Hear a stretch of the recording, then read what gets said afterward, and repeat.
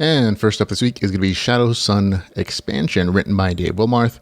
It is 465 pages. It is $4.99. It is available on Kindle Unlimited. Here's the author's description. The human race has become nearly extinct. Allistor and his small group push to make themselves stronger, fighting to survive the year-long stabilization. Forced to battle increasingly stronger and more deadly monsters, they work to expand their holdings, learn better spells, and gather resources to improve their crafting. Dungeons must be cleared and dragons defeated. Fellow survivors are found, some friendly, some hostile. Allistor considers every life precious, but when it becomes a case of kill or be killed, hard choices must be made. And each day brings them closer to the invasion of Earth. So there you go. Good description. There's a little bit more of an emphasis on the human versus human kind of combat thing going on in the expansion series here, so probably a bigger emphasis there than I would say is in the description. Full disclosure, I received an advanced copy of this novel. I purchased it when it became available. I had it in pre-order. The review portion of this is really easy. There are some authors whose works I kind of already know I'm going to enjoy. This is the second book in the series. I enjoyed the heck out of book number 1. I enjoyed book number 2 even more. This is a really good RPG apocalypse story. It has action, adventure, and it kind of expands from the smaller story of book number 1 into a larger story. That's the name, expansion.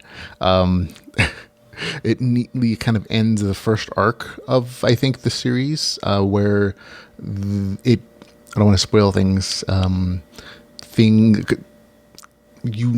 novel description does say that the approach of the end of the first year is happening, so I'll leave it at that. But like the story does kind of at least conclude that particular portion of the story.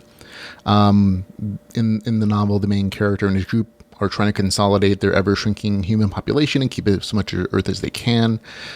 There's a good battle in the story, very bad humans that have to be dealt with, and some good kingdom building. I think that's probably the part that expands the most in the story.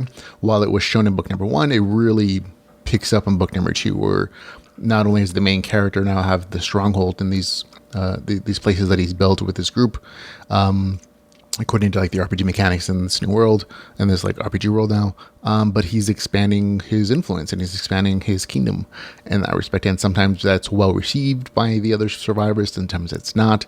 And there's conflicts, both social and physical and combat.